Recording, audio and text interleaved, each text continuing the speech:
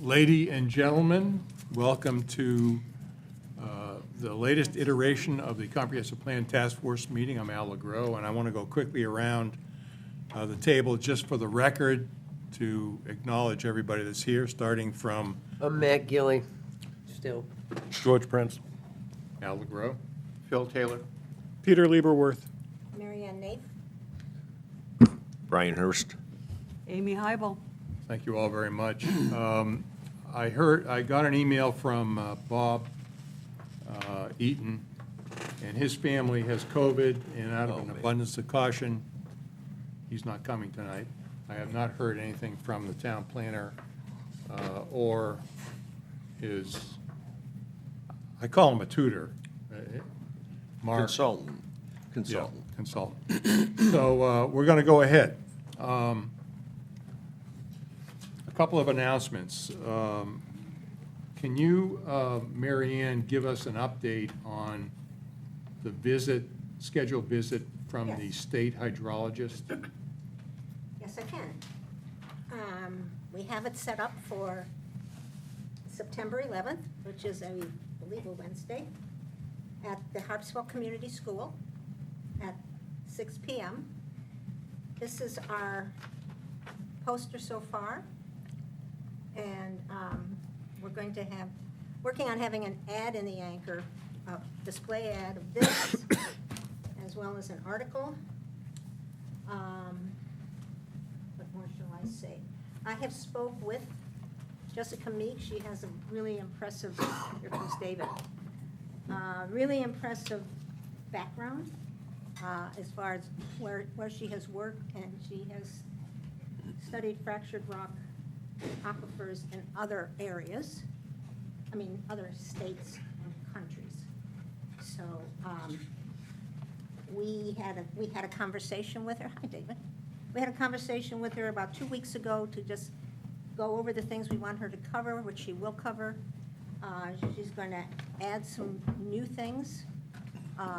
One of the things the state is working on is trying to map saltwater intrusion, and so that she'll briefly talk about what the state is trying to do on that, and it might open an opportunity for people if they want to apply to use their property as a place to be monitored. They're going to be setting up monitoring stations throughout the state. So we're pretty excited about her coming on that. We then have scheduled a second talk the following month, about 6 weeks later, the end, we don't have a date yet, but it'll be around the end of October. Or maybe we do have a date, but anyhow. And that's going to be a rerun of the Water Witches program on how to live here and save water. And we're working on some other issues that are coming up through other parts of town, whether it's erosion of the shoreline. And we're hoping to do a number of talks like this periodically through March of next year, so that by the time we get to town meeting, people will have a better understanding of just the water in this town and how that can play into the other things we're discussing. Okay. Just for the couple of folks that just came in, new town planner, and Dave Brown, we're talking about the state hydrologist coming September 11th at 6 p.m. at the Harpswell Community School. You all recall one of the comments that were made several months ago when we were going through the community was concern about the fact that we didn't have an updated study of water in the town. And that's a correct statement, but we recommended that that be done as soon as possible as part of our comprehensive plan. So I'm wondering, when the state hydrologist comes, would she be prepared to say anything about how the town how the town's current status really, I think she will be. We also discussed, she has been made aware of the 2 reports we have done. I've sent her copies of it. She will be able to address what was covered in there. I have the real sense that she can talk nuts and bolts about some of Yeah. these things. And then it'll be up to the comprehensive plan after that. And she can also discuss with you a number of towns in Casco Bay have gotten grants to do, and their study turns out, the studies that turn out to be is basically knowing where every well is. It's basically finding out where Yeah. the wells are Yeah. and tracking them. Right. So those are things I think she's going to be prepared to answer questions about. She's going to talk about 20 minutes and be prepared at the end to take questions. And we're working on, we'd like to do this as a hybrid, and we're working on the intricacies of having that happen. so if anyone in the task force has any questions, how would you recommend that we get them to her, maybe before the meeting, to kind of prep her? Or, I mean, should we go through you, or? There's 2 ways of doing this. We can wait to hear what she says, Mhm. or you could, if you have questions, I would think, put them in an email, and I would forward them to her to make sure she covers Okay, your concern. all right, Right. so, Yeah. Mary Ann, will we be able to follow up with her in the future? So people usually take a little while to internalize. I would what think they've so. learned. She's very open. She just recently, she's worked for the state for many years. She was with the drinking water section. She's just getting on board in the state, and there's been a change at the state level where they have a new department head, who was Ryan Gordon, who was the fellow that Kevin had tried to get to. yeah, But she seems to be very open to an interchange. okay, good. Do All you have right. any extra flyers, or are you still working on them? I'm still working on them because Okay. we're redoing it right now. I was just gonna hand some out if you had Yes, and extras. we are going to, I should have saed that. We're gonna put posters up around town. We're gonna Good. actually make little and small. We had them at the Cundy's Harbor. All right, you're ahead of me then. I was just gonna offer to put some down there, so. Yeah, that'll be great. So, would love to have any of you pass out flyers, and I will get them to you probably, say in the next couple weeks. We'll get the final things done. Okay, great. Appreciate it. Thanks a lot. Okay, so for those of you that have been looking at the Anchor, we've had articles in July and August issues covering bits and pieces of the comprehensive plan. I put something forward earlier today to go into next month's Anchor. Specifically, it's going to address fiscal capacity, the economy, the town's economy, historic and architectural resources, and agriculture and forestry. Now, you may notice that some of the big issues that we're dealing with, housing, future land use plan, we haven't really addressed yet. And I'm doing that purposely because I want to get as much time for everybody to think about those things as possible before we put it out in the Anchor. So that's going to be sort of the tail end of this series. But that's going to happen in September in those particular areas.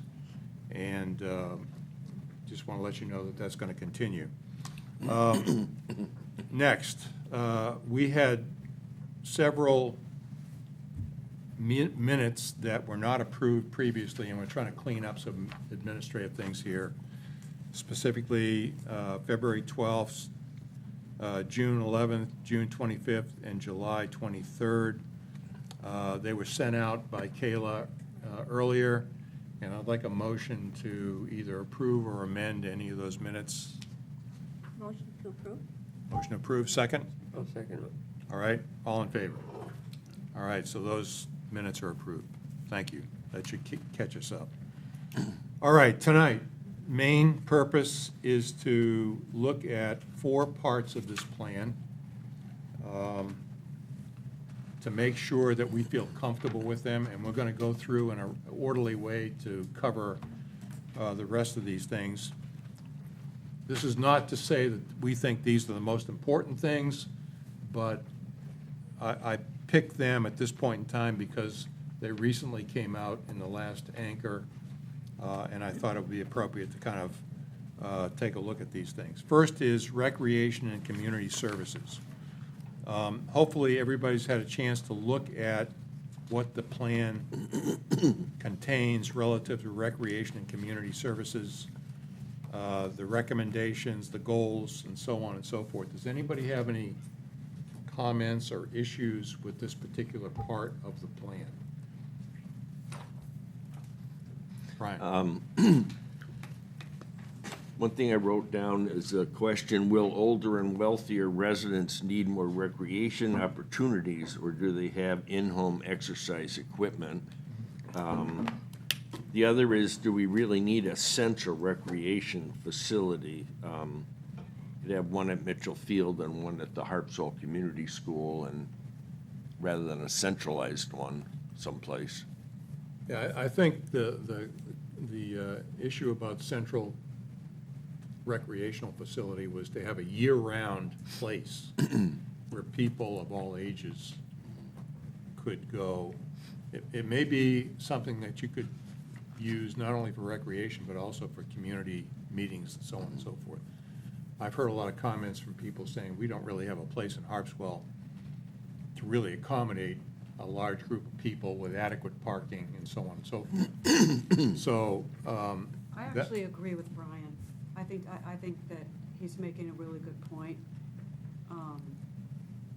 And I think Brunswick provides a lot of recreational opportunities that Harpswell will never be able to provide. And given the geography in this community, it's easier for many folks to just drive to Brunswick than it would be for them to drive to a centralized facility here. other comments? I guess the other thing, go ahead. The only thing I'd comment on is in the goal section under goal number 2, strategy 2.2.2, create a water access fund to support projects to improve or secure water access points. I think that should be moved up the list just sheerly for the fact that the town recently passed a policy stating that they wanted to create that type of fund, so it's kind of already in the works. So I think it's kind of hidden in the middle, and that was really my Okay, only so thing. the strategy again, 2.1. 2.2.2. 2.2.2, okay. 2.2. I'd just like to see more emphasis on that whole goal, really. I'd like to see goal number 2 become goal number 1, but I mean, I think if anybody reads both of those goals, they'll understand where I'm coming from. I'm a commercial fisherman, and Comments to that? I don't have any problem with that. I have 2 things I'd like to add too, in addition to agreeing with Brian. On page 64, under the goal number 1, I think we should add language that says combine ways, or create ways to combine education and recreation through nature walks, gardens, environmentally important areas like Mitchell Field. So combining education and recreation.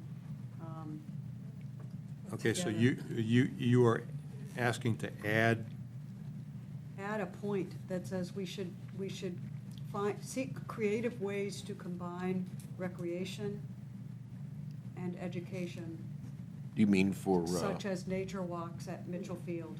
like stuff that talks about like the history of Mitchell Field. Is that what you're kind of getting at? And, you know, this is the bird habitat for X, Y, and Z. Yeah, So okay. school kids could come there and go, Yeah. oh, this is where, Yeah.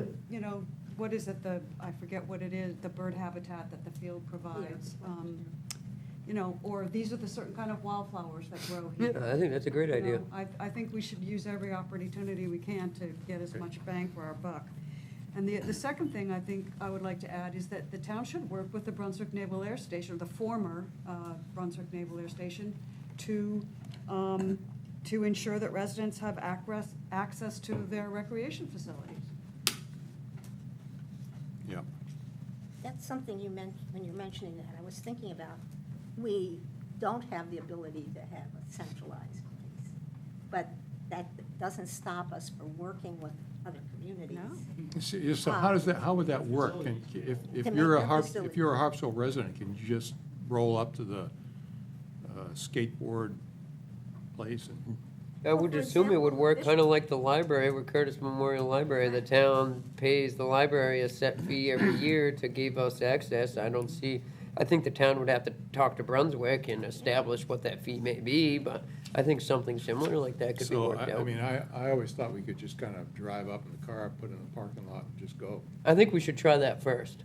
And then if we get pushback, Get rebuffed. It's just, what I'm talking about is a policy, so maybe the first thing to do would be to pick up the phone or write an email. Okay. You know, just explore ways to Right. share the resource in a formal way. Formal way.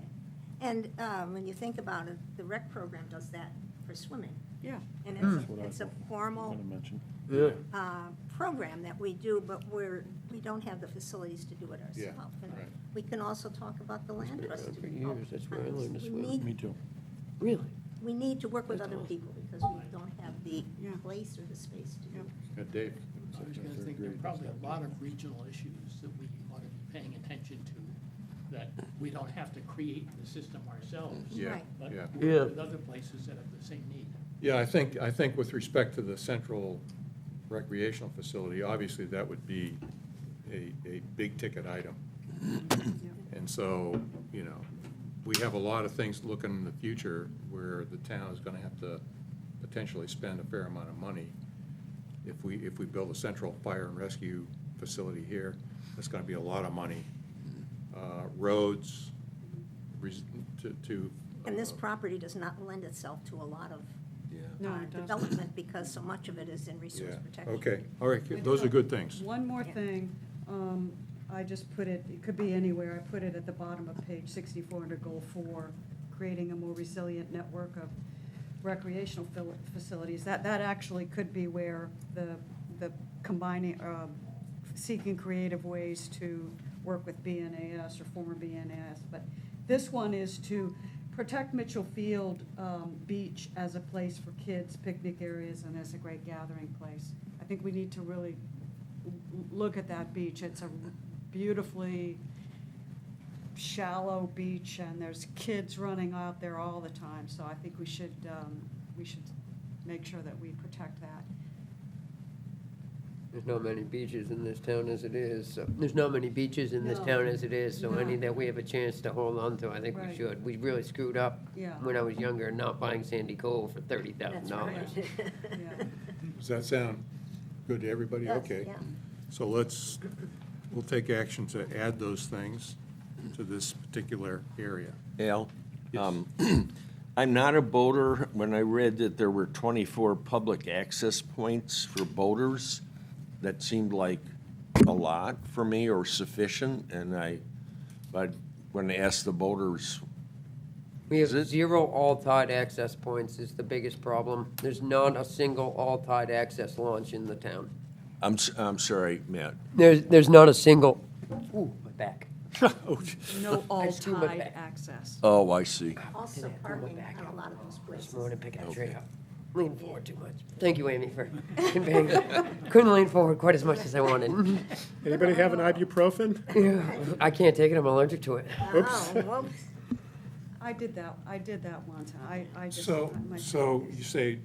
Mitchell what Field about would be that all-tide access if we continue to build that launch. That was the whole idea of building the Mitchell Right. Field launch, is that would be the only all-tide Talking about access. public access, public access. Yeah. roads. We're not talking about places like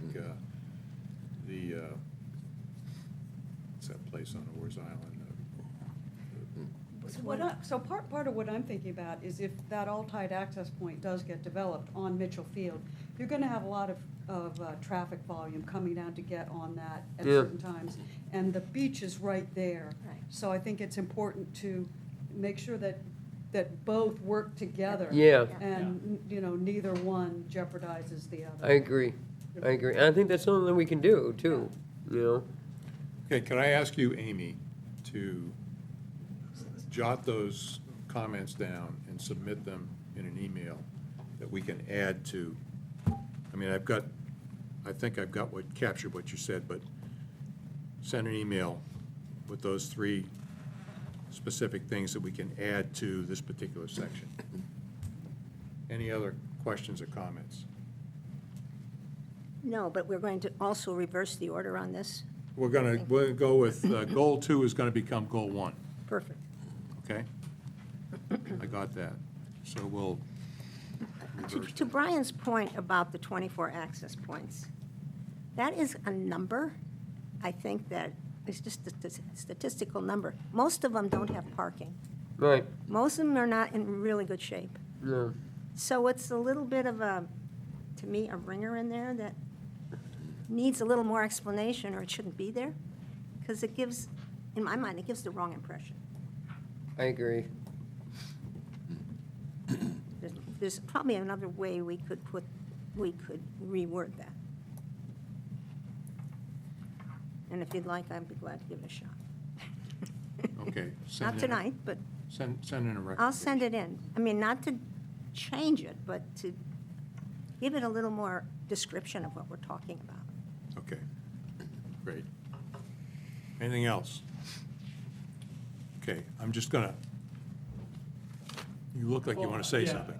I think on that note, and I could say this at the end or I could say it now, but I am willing to go through basically the whole thing and provide copy edits and substantial edits to a number of paragraphs and sentences that I have found to be misrepresenting the data or displaying the data in a way that is not useful. There are many sentences that are fragmented sentences. Yeah, yeah. There's a number of issues like that, just general edits throughout the entire comp plan. Well, if you're willing to do that, Yeah, Did you find a lot of repetitiveness? there's a significant amount of repetitiveness. Yeah, eliminate some of that, and I think we could shorten it up. With the way that it's formatted, I think that it looks like a daunting task, but I don't think that it will be if I'm able to sit down and just do it. So I'm willing to do that for every section essentially, all the way through. I've already started highlighting some things that I'm looking to modify. And I'll also be speaking with Judy at Viewshed just about modifying some of the typography in it. I probably am a perfectionist, but there's negative leading in this document, which means that the lines of text are actually intersecting each other and aren't spaced properly. I think there's some accessibility issues to that. This is supposed to be a document for the community, and if it impairs somebody even more that has a reading issue or something like dyslexia, I don't think we should continue to use a font that might do that. So I'll talk to her about, getting access to try to change some of those things so that it's a little bit more legible. Same with some of the charts and graphs, tables and maps that have illegible text or stuff that's too small. And I know that we're recently had kind of reworked the maps. Some of them were being cut off. You should. But Yeah. I still think that they'll need a greater level of editing Yeah. beyond that. yeah, some of them are not necessarily helpful. Right. Yeah. So I just want to say that I'm willing to do My that own feeling is it kinda dropped and work on that. So if there's specific things Couple that of big- you guys see, big you can things send it like my way, future land. and I can help out with it. Just out of curiosity, did you happen, since we're on the topic, was there anything pressing in the recreation or community services that you Yeah, found that we should address? A little bit of repetitiveness in the first paragraph, and I found that paragraphs 2, 4, and 5, they were not particularly clearly written to me, and I think they could use some editing just to rework them to be more. Well, if you're willing to take on that task, God bless you. Yeah, It's wonderful. I think that's awesome. I do have some edits throughout it that, You've been busy. yeah, I have plenty of. You've done well. Sticky notes. in here for- It's actually a good way for you Good for to you. kind of integrate into a lot of what's happening in the town. So it helps you and immensely helps us. That would be great. if Yeah, we could that's do that. awesome. You are Appreciate gonna it. have to live Thank with you. the outcome. Right, right. So, are you also volunteering, or did you volunteer to coordinate the input from, for example, this meeting or follow-on meetings? So if we say, oh, we want to change the order of a thing, is that something you are volunteering to do as well? Yeah, I can take that on if need be. Because it'd be better to have one person One focused person on the doing it. edits than. Yeah. Yeah. a couple. I mean, I think one of the things that I've always been concerned about is that Viewshed gathered a lot of great information, so on and so forth, but there were multiple people that wrote this report, and consequently, some sections were good, some sections were not so good. They were inconsistent in terms of the voice, if you will, and, you know, if you're willing to take on that big task, that would be fantastic. Yeah, my position of town planner has moved from 20 hours a week to 40. So as long as you guys aren't keeping me here until midnight every night, I should have time during the day to kind of get through some of these edits and work on it. Outstanding, Yeah. thank you. Wait It'll till be Christie 60 pulls soon you enough. aside Right. and wants you to work on a special project. But you know what, I just want to thank you also for that. And it's very generous of you to offer it. I think it might get overwhelming, but let us know if it does. The other thing is, it's not, the editing is really important, but there were edits that people suggested online, because we never got together and went through a document like this, that maybe they got put in and maybe they didn't. We were never really able to see each other's work and share the edits together that each of us made individually. So the editing is great, but there's also, I think, things left out that you wouldn't know about, just because you haven't been here long enough. So that's a whole other, maybe that allows us to focus on those things, and Matt can do the editing. That would be really, that would help us streamline, I think. Well, Because to I the think ex- he could add stuff, you know, if we gave Yeah. it to him and said, hey, look, here's another bullet Yeah. point on page 64 or whatever, Yeah. you know, you can just add it in once it's all edited. Exactly. Or that's, you're I- crazy, man, good for you. I do think that there had, just from what I know of it, you know, take everything I say with that grain of salt, that it's only from what I've heard and know from reading, but getting edits in is one thing, but confirming those edits is another. So it's not just going to be an issue of me editing it. At the end of the process, we're gonna have to go through it no matter what and double check Sure, everything. absolutely. And that is a requirement, it's 100% necessary for this to get published in a way that is usable for the public. The public will latch on to things that are done incorrectly, so Yeah. we must Sure. ensure that they are done correctly. Truer words have never been Same spoken. voice. Yes. Can't believe it. All right, that's fantastic. Thanks, is Matt. I excellent. appreciate that. And let's consider Matt our clearinghouse. And, but again, Good for you. and I appreciate that tremendously. Any other comments about recreation community services before we move on to public facilities? Okay, seeing none, let's move on. Comments about this particular section of the plan? We on public facilities? I mean, these are all very important things to They the need to town, go. you know, things like fire and rescue, things like libraries, things like the recycling center, things like the school. And so these are important issues that I think we have to address going forward. Does anything stick out to anybody as being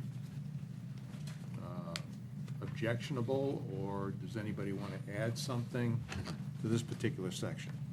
I do. I don't, well, on page 69, strategy 4.1.1, encourage families to move to town through the creation of various types, sizes, and costs of housing. How does that fit with support and maintain the quality of education in local schools? I don't see the connection there, and I don't think it should be in there. Yeah, I think my thought would be that we're trying to encourage younger families to move into town by creating affordable/attainable housing. But we as a town have no ability to set the price on a house. No. I mean, this is sort of an aspirational, I would say pie in the sky, but I think, you know, Is this related to the concern that the population of students is shrinking and then you lose critical mass for schooling? yeah, I think that's part of it for sure. But it's interesting as you're bringing it up, because what I've heard is that the size of the entering class in Harpswell Community School in the coming year is larger than they anticipated. I haven't verified that, but I've heard that sort of secondhand, which is intriguing to me. I don't know how that happened. It would go against the trend. which is Except you sort of- have some younger people moving into town now who have children in the school. I think in general, many times you see a fluctuation in a community. It happened where I lived before. They were closing schools, and then all of a sudden there was a rebirth. I think there was also a lot of people in town that chose to pay to send their school kids to other schools, and as cost of everything has become more of a constraint, they just can't afford to do that anymore, so now they're Yeah. forced to go back to the public school. It's a good point. Interesting. Good point. Yeah, It's interesting because, I mean, the research that I've done says that birth rates overall are declining. Yeah. You know, as a country, we don't have Save the climate. what they call a replacement or sustainable birth rate. That's my contribution. And we're not unique. I mean, it's all over the place. So, I mean, I'm wondering if this is kind of an anomaly or whether it's something that, you know, is different. But, Well, I don't see that this fits in here, and I would suggest that we take it out. I think one of the main draws for families moving into town is an excellent education system. That is one of the main draws, and we've got that in here. yeah. But I just don't think 4.1.1 makes any sense there, and Does I everybody don't. I agree. agree with that? All right. I don't see any negatives. Yes? Oh, we're going on to other comments? Let's close on this one. No, I Do we mean, I wanna- meant, yeah, about Do fiscal, we want to public delete that facilities. from this particular thing? Yeah, I thought it was striking that, you know, there are more and more, over one call a day on average for medical help. And there's a comment that Viewshed made that the need to fundraise higher amounts each year will become unsustainable. That's, I don't know where they got their opinion, but that was their opinion. But it does seem like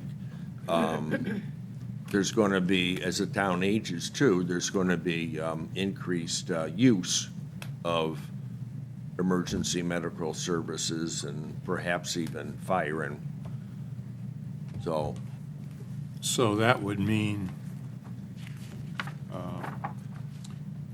Does it, would that require any changes to what we have here in terms of providing services, fire and rescue services? I mean, I think we've sort of established that that's a critical thing. I don't know, does anybody think we need to emphasize that in any other way other than what's been presented here under this particular section? I mean, I guess there's a lot of momentum, I gather, to build a facility here off of Mountain Road. Right. Whether that comes to pass or not, who knows? I mean, the town's gonna have to pass it and so on. But that's gonna be a $6 million, maybe, project. And so the town's gonna have to figure out how to fund that. But the whole point of that is to improve the responsiveness of fire and rescue throughout the town. And I don't know, do you have any comments or questions that? I'll start off for transparency here, that as a responder for the last 9-10 years, I'm not a proponent of building a fourth station. Phil, I'm sorry, can you talk more loudly? Is this better? Does any help? Or do I need to talk louder? Yeah. Okay, all right. So, just for the sake of transparency, I'm not a supporter of a fourth station to be built here in the town. There's one at Harpswell Neck, there's one at Boys Bailey, and there's one at Cundy's Harbor. And the backbone of the services are the volunteers. And two issues that come up when you talk about another fire station is it going to become a disincentive for volunteers if you don't get that interaction that you're hoping to participate in for the emergency services. And the other part is there going to be a decrease in funding to the local departments if we're paying our taxes towards another building? And we're going to be saving, that much time. A lot of the calls, they've got the hybrid system seems, and stop me if I'm going on too much. go ahead. On this, because It's I'm very important. passionate about this. The hybrid system now that we have with the town paid firefighters works very good. The response time is much quicker. And they're there to be firefighters, not EMS personnel, although if they're stuck in a pinch and help's needed, they can do that to help out. So I thought there, and I've gone through the minutes of the meeting since way back when I was on it, the Fire and Rescue Committee, 9 years ago, more. It seems like the only solution that they've looked at was, build it and they will come. How are you gonna, what makes you think you're gonna get more volunteers to help out just because you have another building? And the problem is now, if you saw in the articles, that in the anchor is there's even difficulty getting full-time firefighters, career firefighters to come in and fill a lot of these positions, so that you really need the volunteers. And I'd hate to see something be developed that wasn't given enough thought, that becomes a disincentive where the volunteers just, well, they don't need me anymore. Real concern of mine. I hope I'm wrong. So there's a panel discussion at the Oars Island Library on Thursday. I don't know what it's going to encompass, but there's opportunities there to probably talk and speak in that.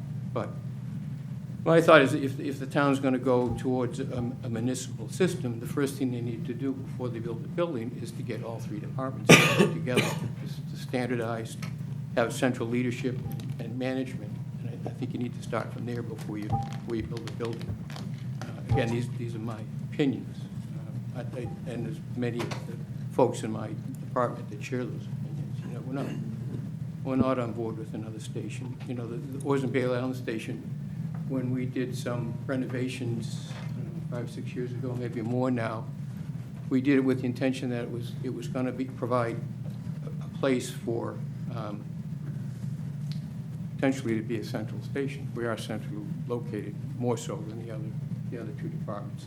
We are a little bit further in some spots. But through some sweat equity, some grants, and through some monies from the town, we renovated the whole upstairs. We have 2 bedrooms where we could house firefighters, 2 bathrooms. We have a very well-equipped exercise room, a day room, and a kitchen there. So it's talking to some of the folks who are per diem firefighters say it's better equipped than some of the municipal fire departments we have. For the safety of the responders, we had an exhaust system put in that really hooks up to the exhaust systems on the diesel engines for the apparatus, so it removes all that particulate matter that we were breathing in when we were responding. So that's a big help. There's a sprinkler system in there. There's a fire detector system there. It's very well equipped. And the town does pay for the equipment, the apparatus, which is a help. They pay a portion of the operating expenses, where a lot of towns, if not most towns in Maine, the town pays the operating budget. You know, so here we are as volunteers, you know, we have to do our own fundraising and the training and the responding at different times. I don't think that's the right model that we should have, you know, especially in this town. You need the 3 fire departments because of the geography. You know, so if you build a central station and that ends up becoming the only fire station, the folks at the end of the peninsulas and the islands are going to be further away, and you're not saving them any time. The paramedic system that we contract with Midcoast Hospital works excellent, really does. So if there are 2 calls going on at the same time, they'll bring in another paramedic from out of town, which happens more frequently than you would think. There are times when all 3 ambulances are out. It's not uncommon for 2 to be on call. So, I mean, what we're talking about here in the plan, Our house, they were there in less than 5 minutes. in the plan, I think we have. under Goal 2, provide for public safety needs of the community. One of the strategies is consider the need for central fire rescue building on Mountain Road and continue to gather information. That's kind of what's in our plan. I know we've met with the leaders of the 3 fire stations, actually 2 in person, and the sense that I got was that the 3 fire stations were sort of leaning toward approving or desiring a central fire and rescue station off of Mountain Road. So, I mean, I'm a little bit, you know, I don't know, from the standpoint of the comprehensive plan, I guess the question is, what should we be saying about the central fire station? Should we say, we need to continue to explore the merits of it and leave it at that? I think we should, what do you think, Phil? You're the expert on it. Well, how do you think we should word it? Well, I think town monies would be better spent if they built a facility for the Cundy's Harbor. You could get grants. They're in a basement, basically, with room just for the apparatus. It's not a great place to operate out of, although they do a great job, you know, so they're dealing with that. So, I mean, if they were to build a station at Cundy's Harbor area, then they could house town firefighters there. They can't right now because they don't have the facilities. And they don't have overnight facilities at Harpswell Neck. So my thought is if you were to develop the other 2 departments, Harpswell Neck and Cundy's Harbor, so that they could house per diem firefighters or town firefighters, it might be money better spent. Again, it's my opinion. The hybrid system works really well, that you've got, you know, career firefighters and volunteers who augment what needs to be done. And Don't sell yourself short, that's your expert opinion. You're certainly the one that knows the most about this on the maybe committee here. by far. Maybe here. I think you've raised really excellent Yeah. points. Points. And I would raise one more point. Sure. Which, because we're going to get on to transportation, but having 3 hybrid stations it makes much more sense in terms of transportation. Because if you have one central station, and you're going to end up having to drive a fire truck down Mountain Road and all the way down Route 123, which creates traffic for all the people that might be on that road, on Mountain Road, or 123. Having 3 hybrid stations, I think, makes it much more efficient in terms of transportation and traffic flow. Same is true with Cundy's Harbor Road. If you had one central station, they'd have to drive all the way down Route 24 and then go all the way down Cundy's Harbor Road and then come back. And that creates, it just creates many more opportunities for traffic conflict, just in terms of response time. And also in terms of the quality of life for people that live on those roads. So I think your points are So I think, well raised. I think from my standpoint, we have in our plan a strategy that says, consider the need for a central fire and rescue building on Mountain Road and continue to gather information. That sort of says, we're not committed, but we need more information and assurances or whatever that this is gonna benefit us, if you will, as a town. You know, Al, there's been 2 fire and rescue study groups that have studied this over the years. I happen to be on one way back, 10 years ago maybe. They all said, if you're studying the central area, you will still need to keep the 3 satellites just for response time. My understanding, there's a certain amount of response time that is needed to get a certain level of, to be a certain type of fire department. I don't know the terminology, and you cannot get it for the same reasons you mentioned. So I don't quite remember why and what I recall from that was, even if you have a central one, where maybe if you have a paid fire department sometime, you still need the 3 satellite areas to reach your response time. So what problem was the proposal to do a central fire and rescue building trying to? Well, I mean, I don't want to preempt, but for a number of years, Harpswell Neck has basically said, we really don't think we can continue the mission Okay. that we have here in West Harpswell, because our volunteers are aging out, and we're in extremis a lot of times.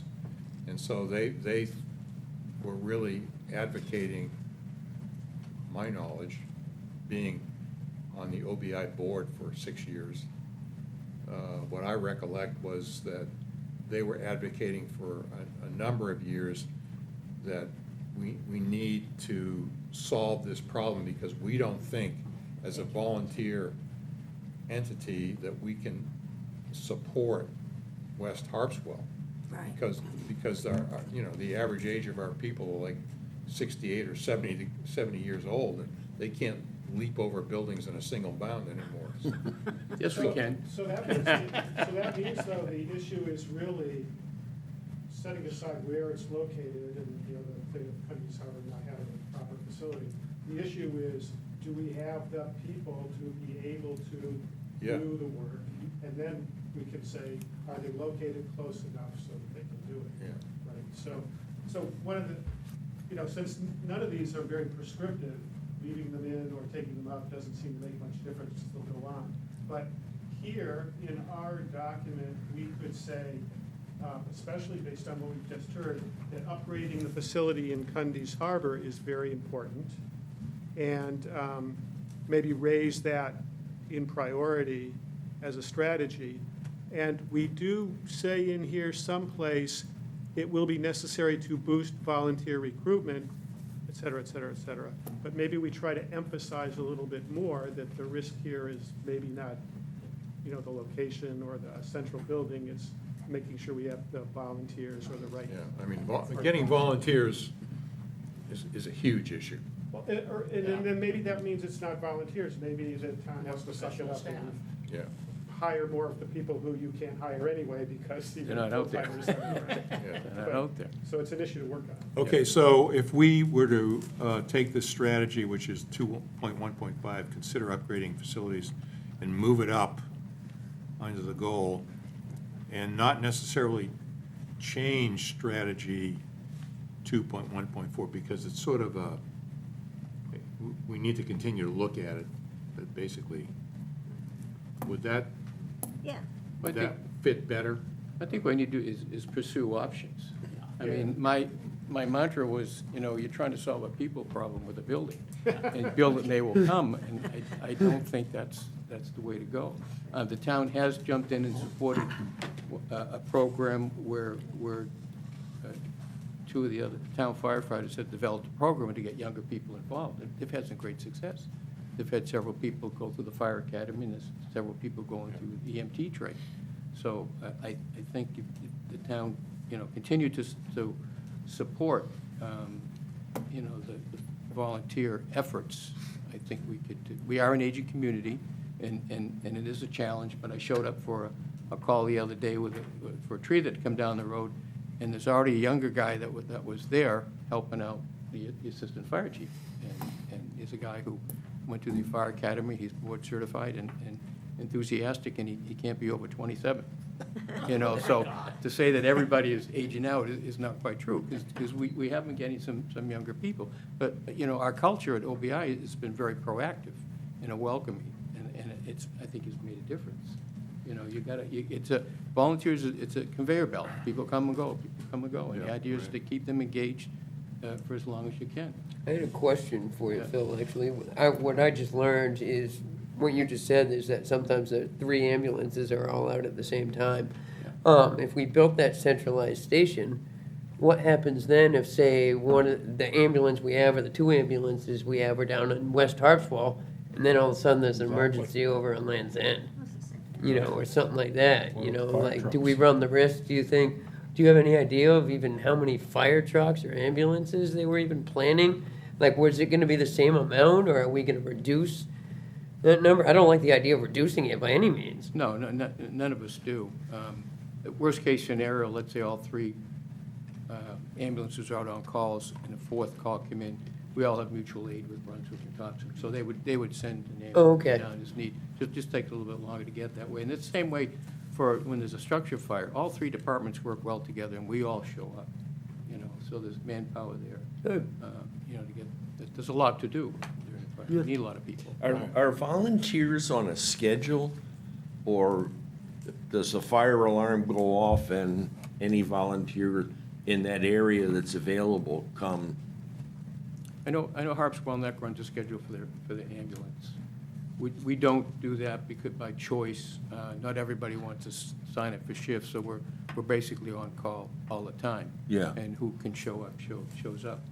And sometimes, you know, there's been calls where, you know, I'm getting ready to go out the door, and they already got 3 people for the ambulance. They don't need another one, so I don't have to go, you know. So there's, you know, all different aspects to the George had his program. hand up. How about just changing the language in 2.1.4? Right. Yep. To say, consider the challenges facing the fire departments, and build resources for responding to them. Yeah, that Yeah, works. that's good. That's good. Not stick us with a building necessarily. So the Okay. folks I on the like Fire that. and Rescue Committee probably were not happy with me, but I had to say what I had to say. Okay, We won't tell them. all right. George so- had a question. So, okay, yeah, George. So in your opinion, Phil, $6 million is a pretty big number. Yeah. Do you think we could take, even if it was the full 6 million or something close to that, or maybe even a smaller, a very much smaller number, say 2 million? Could we raise funds and update the departments that we already have and give them enough longevity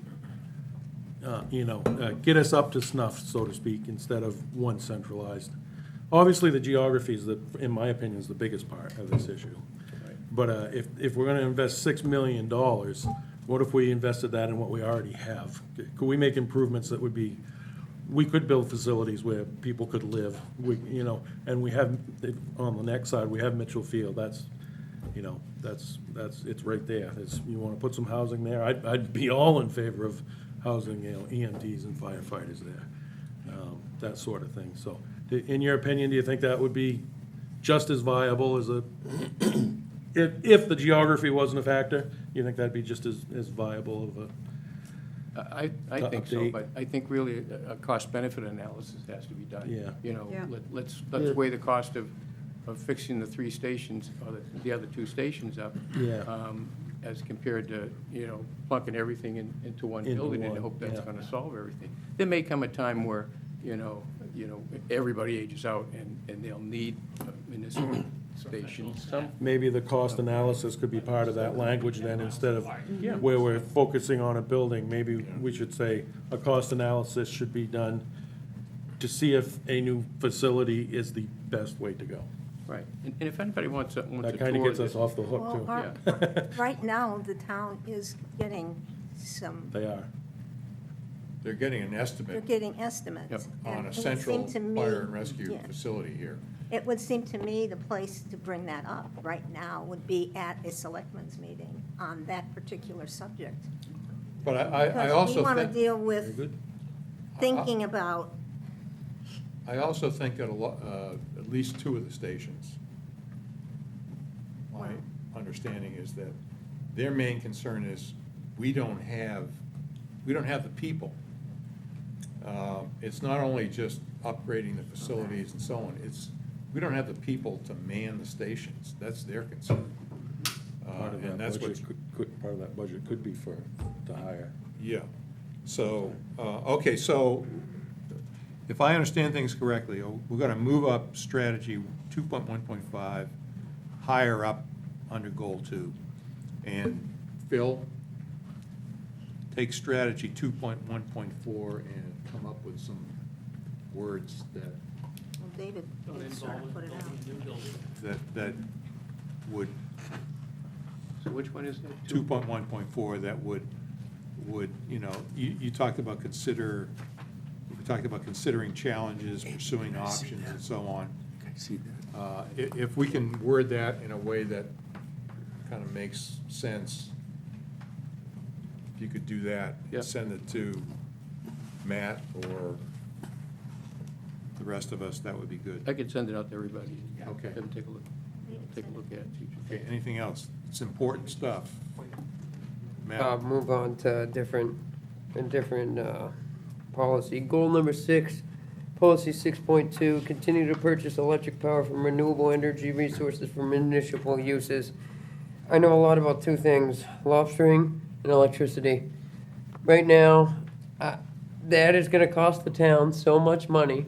The state has redefined what they consider renewable resources as solely solar, wind, and burning of trash and wood. Hydro is not considered renewable anymore as far as the state is concerned. And as of today, right now, 6% of the electricity on ISO New England is coming from renewables. The rest is nuclear is ahead of it, natural gas is ahead of it. And if you put all your eggs in one basket like that, there is going to come a day when the sun doesn't shine and the wind doesn't blow, and the power purchase agreement, the way they work, we're going to have to spend a ridiculous amount of money to buy fossil fuel power because we've signed on for just renewables. You need to at least diversify. I have no issue with buying some renewables, but we cannot cancel out fossil fuels completely. And the fact that hydro is not considered renewable is just not right. I mean, how can you tell me that a hydro dam is not renewable? The water keeps flowing. That's more renewable than solar or wind, in my opinion. But the problem is there's not the federal subsidies for hydro dams that there is for solar and wind. Okay, so the policy says reduce the use of fossil fuels within the town. Are you comfortable with that? I mean, and then it says strategy 6.2.1, continue to purchase electric power That's the part that I'm not from comfortable with. renewable energy resources for municipal. You don't get to choose where the power comes from, for one. I mean, the power comes in on the electricity line. The only way we could choose where the power came from is if we built our own renewable sources, and I just don't think we have the infrastructure, the space, or the need for any of that. So, I mean, I find it just seems like a futile point to me when we don't really choose where the electricity that's coming through the lines comes from. ISO New England chooses that. I do feel like I have to make some comment on this. But I think reducing the use of fossil fuels is not getting rid of it, it's reducing it. I think if we follow the whole direction that the country is going, it is to reduce fossil fuels. And everybody's electricity rates because of it are skyrocketing. Just let me continue. They're skyrocketing now, and do we, trying to think of the best way to put this. There's a cause and effect is there now, and it is happening, and will there be a problem in the future with even producing enough electric power? I don't know. But I think we have to start working in a direction, and that is all this is saying. Well, what makes me nervous about that is, for example, you have Block Island, New York, which purchases all of their power from renewable sources. It all comes from wind. Block Island, New York has the highest electricity rates in the nation That because they put all their eggs in the renewables. possibly. There's no possible about it. I mean, that's a fact. But I don't see this as putting all our eggs in the renewable basket. Well, I don't see how we can choose where the electricity comes from either. We don't get that choice as a town. Well, we do, actually, we are getting this as individuals, saying where you want, we have the ability to choose the power source through CMP. We have the ability to use their standard offer. We have the ability to go with a renewable energy source, should we desire. I think a better way to word it would be, we keep talking about buying renewable energy from the grid. If we want to do renewable energy, let's incentivize people to put solar panels in their yards, on their houses, wind towers in there, and get people off of the grid. You know, that's the way to do renewables if you want to do renewables. And the town is considering the ability to use the landfill for a small solar field. What about Mitchell Field? We're looking at like 5 acres on Mitchell Field. Well, or something that's like that. been, That wouldn't be for the town. wouldn't be for Right. the town. That The town was gets not- no benefit from that. I believe they shot down the area over here too. Right, they get the money from, but they get no electricity is what I Flat meant. enough. Huh, okay. But So, yeah. what currently happens is the Energy and Technology Committee proposed signing up with one of those community solar things. So some of the electricity the town gets is through that purchase agreement, which indeed the town can, get out of at any time or whatnot. But I was even on a call once where the Energy and Technology Committee talked with a consultant who was very much focused on helping people get to renewable. And they said, we asked if it made sense to, for example, do battery backup so we could really get off fossil fuels. They said, absolutely not. Right. You need a diversified thing. Yeah. So I don't think anything in here says zero out any kind of electricity. It just says, let's do some diversification. I think actually putting a small solar field back up here, they ran some of the numbers, it could actually offset all the electrical use of this facility. And after a certain amount of time, we would own the panels, so we would be paying What's ours? just for the maintenance of this. So I think I wouldn't see much need to change this. Policy, under policy 6.2, 6.2.1, you don't think that we need to change that? That's my opinion, but, I know I'm part of this group. Okay, other comments? I think the only thing I'd like to see added is continue to purchase some electrical power from renewable sources, because the way that's worded, it makes it sound like we're only gonna purchase from renewable energy resources. I don't read it that way. I don't- Continue to purchase electrical power from renewable energy sources for municipal uses. Well, we are looking to do that for the town, to use renewable electric power. We're purchase it. I Not don't see only that. renewable power, Right, just some. and it's some. But it doesn't say some.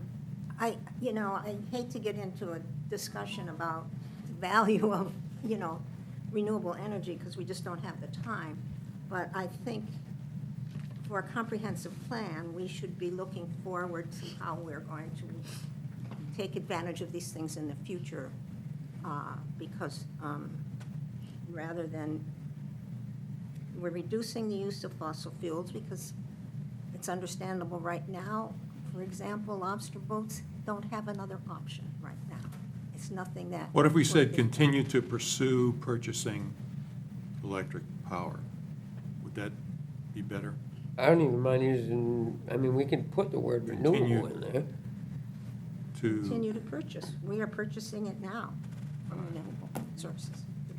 Doesn't, I just don't see the idea that this implies that it would be all renewable energy. Okay, so let me suggest this. Let's think about this. Sure, I can let it slide if it's, I'm only one guy and I no, no. believe in democracy. If I get outvoted, I get outvoted.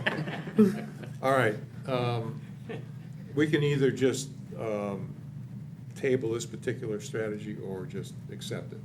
Well, so the other point I would make that is completely non-responsive to the suggested question you just raised, or the topic you just raised, is that the Energy and Technology Committee regularly discusses this. They're looking at a local field. Come to one of their meetings, I guess, or we could invite, I talked about. I have gone to a couple of them. And they're happy to talk with more up-to-date and accurate information than, the folks here, in my opinion. And Howie knows his stuff. So, I went to the one that they had about the solar array on Mitchell Field, and I listened to how they talked about how it just wasn't feasible. Okay, all right, so let me suggest this, in the interest of time and moving on. We can leave it. Let's leave it the way it is, and then we'll touch base with the Energy and Technology Committee. I just had to make my No, voice heard, that's all. That's great, that's exactly why we're here, so, keep talking about it. yeah. Yeah. So let's, I'll do that. Howie and I have talked before, and I'll ask him to take a look at this and see if we can come up with some Could we different. say continue to explore the purchase of electric power? And that, Something like that, yeah. Like, I just wanted to, I raised my point, like, I'm Okay. done. Let's leave it the way We can leave it it, is. that's fine. Okay, so we'll leave it for now, but we'll continue. By the way, speaking of the Energy and Technology Committee, I have to say this at this point. The first meeting of every month on our Tuesday, the town double booked our committee with the Energy and Technology Committee. So you can't go to the Energy and And Technology. Yeah, see, And so. you knew that, didn't you? Just jointly meet. Yeah. And so, as a matter of fact, for this particular meeting, I called and Howie and I talked about deconflicting and so on. He graciously said, hey, you guys can have the large conference room tonight, but in the future, we're gonna continue that dialogue because they've been meeting the second Tuesday for quite a while, even though we were slotted in here as well. So I just wanted to take this opportunity to thank the Energy and Technology Committee for their flexibility and allowing us to meet tonight. And then we'll focus on this in another way. Let's move on to transportation. I know that Amy had a couple of comments at the last meeting we had about transportation. Looking at the transportation section, it focused heavily on looking at the road infrastructure and resiliency and addressing potential areas where the roads might wash out or we might have issues during storms and so on. Does anybody think we need to add anything to this particular area? I do. Okay.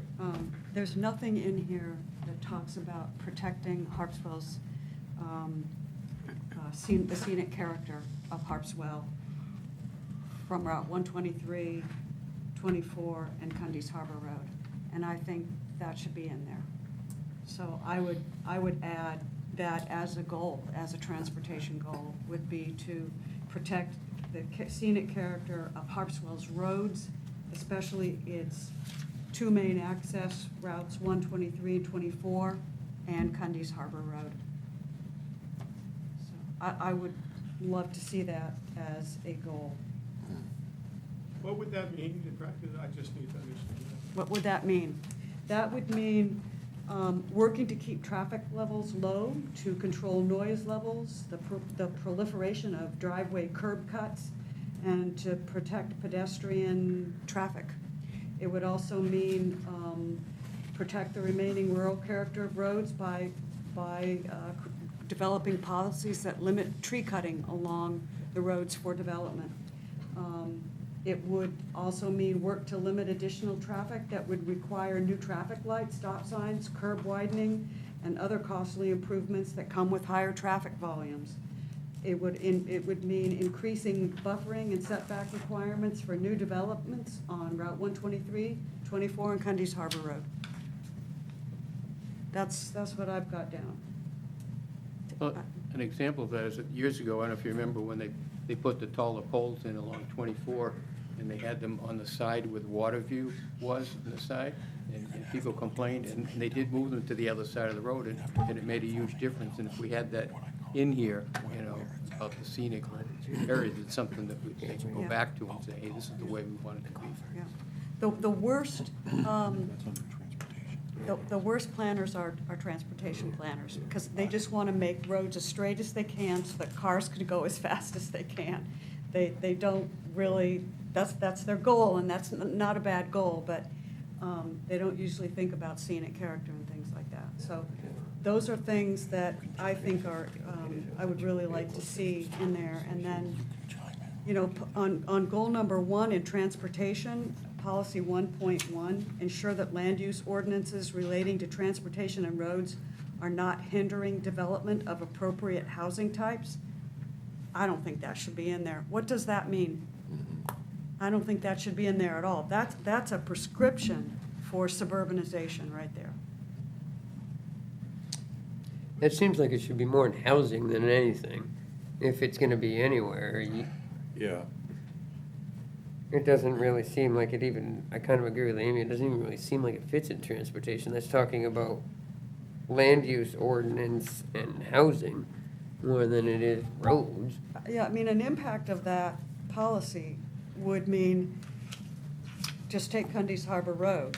If people want to develop 40,000 square foot lots all along Cundy's Harbor Road, and each one wanted its own driveway, you'd have hundreds of new driveways entering and exiting off Cundy's Harbor Road. That would completely change the character of that road. And I think we should be working not to do that. And that's 1.1 is working to do that. I think we need to take it out. Okay, so right now, our ordinances would allow that to happen. They would, and that's why I would add policies in here, statements that say the town should start really considering how to protect the scenic character of its roads. I mean, you look at the first picture on this transportation, on this page, it's a beautiful scenic rural road. And everything in here Looks like a is dirt road, working nothing on it. to destroy it. Yeah, the other thing, just devil's advocate, the other thing is that if we look at the direction we're heading in terms of future growth in the town, however that sorts out, it's gonna be in the interior zone, which means it's gonna include the main roads that we're talking about right now. So, at some point, we're gonna have to reconcile the fact that if we say future growth in the town needs to be distributed along the interior zone, and it turns out that the interior zone includes 123, 24, Mountain Road, Cundy's Harbor Road, how do we reconcile that with what you've just said? I think this requires more than 20 minutes of discussion, but it's something that other communities have certainly grappled with, and there are policies and standards that you can put in your zoning ordinances that help do that. But I'm just saying, just for now, with what we're doing with the comp plan, I think we need to add some goals and in here that say to protect the real character of our roads. Okay, so we can add that goal, for sure. And I will send some language to Matt, and he can figure it out, Okay, copy and everybody. then I think policy 1.1,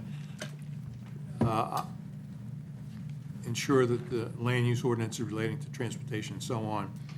I received several comments from people that said, exactly kind of backing up what Amy just talked about, that this is another example of how you guys have taken on the messaging that the Affordable and Attainable Housing Committee has given the town, and embraced it and articulated it in this particular way. I mean, it's almost like housing is trumping sort of the things that you're talking about. So I think- Transportation planning, Yeah, I think that's scenic something that we need protection, to real look at. character, yeah. I think one thing, though, that I'd like to make a point was that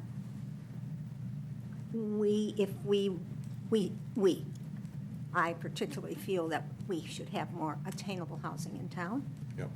and that's going to be on single lot development possibly.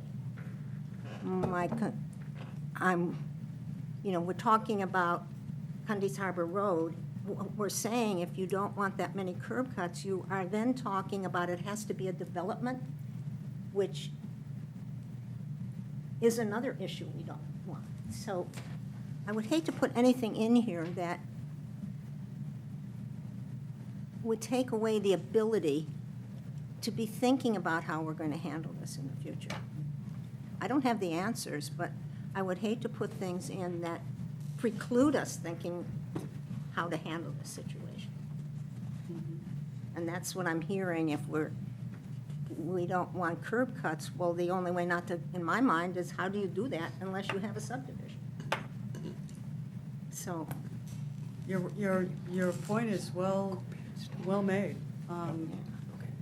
And I think this is why the future land use plan needs more discussion. I mean, it's, That's why we're delaying. Yeah, not today. but I think that's a really good point. But for safety, traffic safety, and livability, having multiple curb cuts on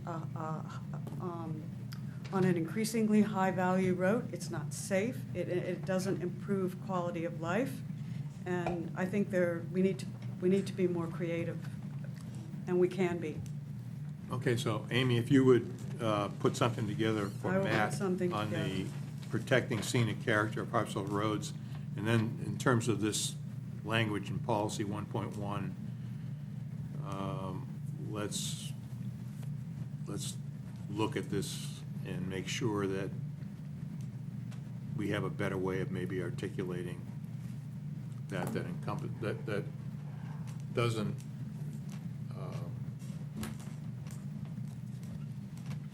destroy. Yeah, that, as someone on the planning board, I look at that and I say, that just that would tie the planning board's hands in terms of reviewing developments, and I don't think we really want that. Okay. I think that, All right, so let's think about that a little bit more. yeah, And anything else? I mean, I think, yeah, George. So, I read pages 64 to 77 today. I think that's roughly Yeah. where we were at. Yeah. And first page, due to climate change. few paragraphs down, due to climate change. Next page, climate change, climate change. But I'm thinking, what type of a document are we writing here? Is this the future of the town, or is this a climate change document? And one paragraph specifically that I remember reading was in the transportation section. It said, due to climate change, the roads are continually flooding. A few paragraphs down, it says, there is a need to fix the culverts. My suspicion is, which I appreciate, if we fix the culverts, the flooding stops, and maybe the climate changes, or it does not change. Maybe it's not, maybe we figure out is not due to climate change. Well, I Maybe it's mean, I due know to that water, there's, where we're putting the water instead of where the water's coming from. there are, as I recall, there are like 28 or more sections of road, both public and private, in Harpswell that are vulnerable to Flooding, either sea level rise, storm surge. The And sea so- level's only risen 21 centimeters in 100 years. Well, okay, but it's Just wait. it's averaging, it's averaging about a half an inch a year. That's not true, according to NOAA. Well, That's not true at that's all. the It's latest that I've 0.05 inches. It's the sheet of a piece of paper.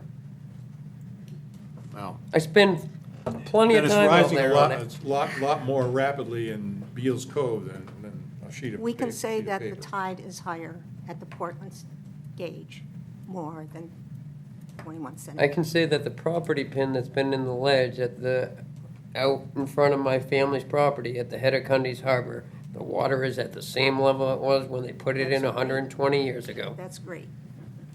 But In other I parts of the think town, we're it's not true. noticing in other parts of town that we How have can that be 14. possible? Yeah, you can't have the sea rise in one part of the town and not another. It's a giant ocean. I What you can have is erosion, that has happened that will cause the sea to come up more. But you can't tell me that the ocean is going up in Beals Cove, but not in Cundy's Harbor. Well, I can tell you, I've lost several feet of my backyard. Erosion, Erosion. Erosion, right, why? How did the water get there? because the Storm surge. storm surge. There's no protection. There's no seawall. We're gonna have trouble if we have to resolve the question about is climate change happening or That's not. right. We really This will. meeting. I That's think we ought to postpone that for Yeah, another year. Another day. But maybe we could address George's concerns and use some other term than climate change. You don't have to say climate change. There are changing weather patterns. There are storm occurrences that are challenging to the town. I don't know if, I don't know what the other words could be, Well, but the thing maybe that there's climate something change- else The that thing we. that climate change allows you to consider, we are getting more rain in the winter than we got in the past. Yep. We are not having frozen soil as we had in the past. It is changing our growing season. We are getting southeast storms in the winter, when we used to get nor'easter. And that's, if you use the word climate, it encompasses more than just sea level rise. It encompasses the whole change that is happening because of this. And we've been very careful, basically, to kind of parse out how we're saying it. Not saying sea level rise that much, as we're talking about storm surge. We're talking about a 14-foot king tide that was 4 feet above average. So I'm sure I cannot change everybody's mind sitting here, but I think the word climate is good because it encompasses more than one thing to say that's not happening. I guess that's where I have the issue with it, is years ago, it was global warming. Now it's, before that, it was an ice age we were headed for. Now it's climate change. It just seems like they changed the catchphrase and for whatever they want to call it. What if we were to say something like, we know the areas of the town's transportation system that are vulnerable. What if we were to change the direction of what we're saying to work to make these areas of the road less vulnerable in the the future, you know, and not necessarily talk about climate change directly here, even though I would tend to agree that climate change may be the root cause. Just to say, in order to preserve our transportation system, we need to focus on a number of areas that have proven to be vulnerable in the past. All I will say is that as a town, we're trying to do things in an organized manner. Yeah. And if we're going to be, and we have been keeping track of the roads that do flood at a certain level of storm surge. We're putting together a process so that if the town in the future wants to move forward and take care of some of these things for the community, we have to have some sort of a plan to go back to. And what we're talking about here is we're looking for the next 10 years, and we're not putting specifics, and we're really talking about how do you address these things, and how will the town think about addressing these. I agree with that. And we have been working with residents who are on private roads, knowing that they're not going to get public funding. All I'm saying is you need to have a balanced story when you're talking to people to help them even make changes to their road that they're going to have to pay for. And I guess what I'm saying is, I hate to use the word story, but you have to have some sort of a consistent motion to address these things going forward. Okay.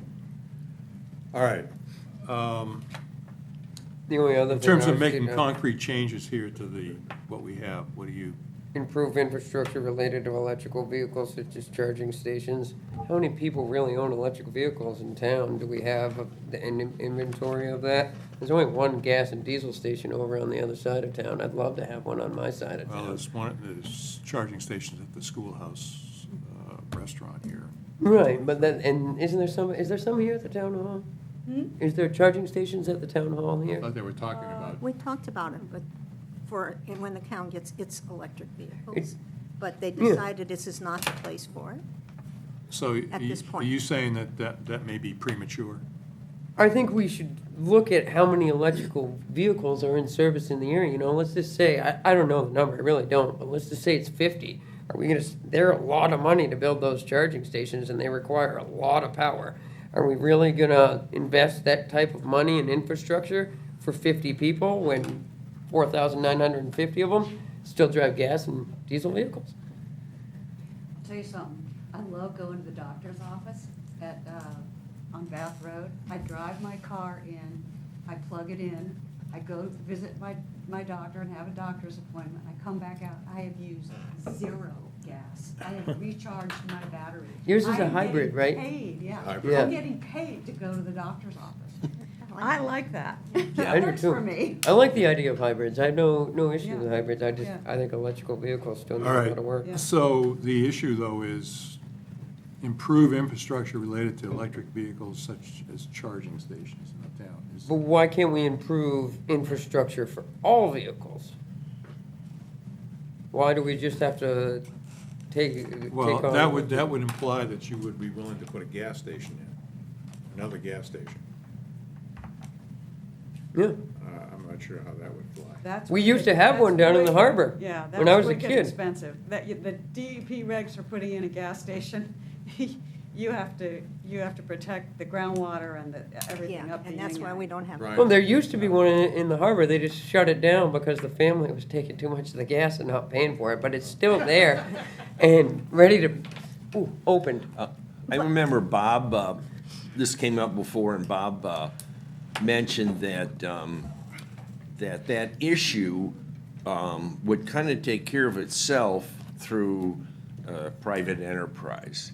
That is, you know, if people were driving more electric vehicles, probably the places they would stay or the places they were going to, like restaurants. I mean, there is a station up here at the schoolhouse that they'll do it, you know. Yeah. That's kind of what I Yeah. agree with Yeah. Brian. Leave it up to private infrastructure. Don't leave it up to Okay, the so, taxpayers. so instead of That's improve infrastructure related to, just say, I would- encourage private, Yeah, I mean, you know, words to that effect. how does the town encourage, I would just take it out, but, the only way I guess you could encourage it, and they're not gonna do it, would be like tax incentives or something, you know what I mean? Well, Okay. there was actually a very good tax incentive for the town to put in chargers. The state was paying, because they wanted Yeah, to the get state's chargers paying, in. they And I put in think chargers that's and heat pumps. probably what would Yeah. happen here if you did it. okay. So I think that, at the But that- time, we decided, though, that. But town that doesn't state have money any- is still tax money. Yeah. How about we Well, could, that's true. instead of encourage, just say support? Yeah, I like that. Support. Yeah. Support private efforts. Okay. That's a great Good, word. support. Good verbiage or adjective. I'm not Oh, good with that. thank you. Efforts. Okay, all right. I like it. Okay. All right. I never taught us. So, Here, verbs, adjectives, I didn't learn it until says, I was in college. we can discuss fiscal capacity, time permitting. Taught something It's stupid seven- freshman year. almost Supposed to go 7:35. down. I don't like long meetings. I don't either. So I'm willing to defer this till the next meeting because the article that I've submitted to the Anchor for September is going to cover fiscal capacity, the town's economy. It's going to cover historical and architectural resources and agriculture and forestry. So I say we end our discussion at this point and defer fiscal capacity until the next time. Scheduled to meet August 27th, 6 o'clock here.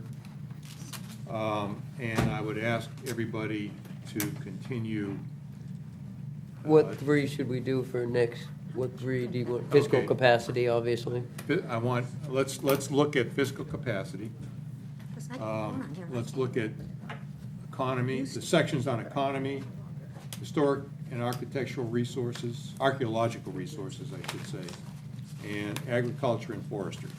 So but these are the ones that come next in the plan. All right. Yeah.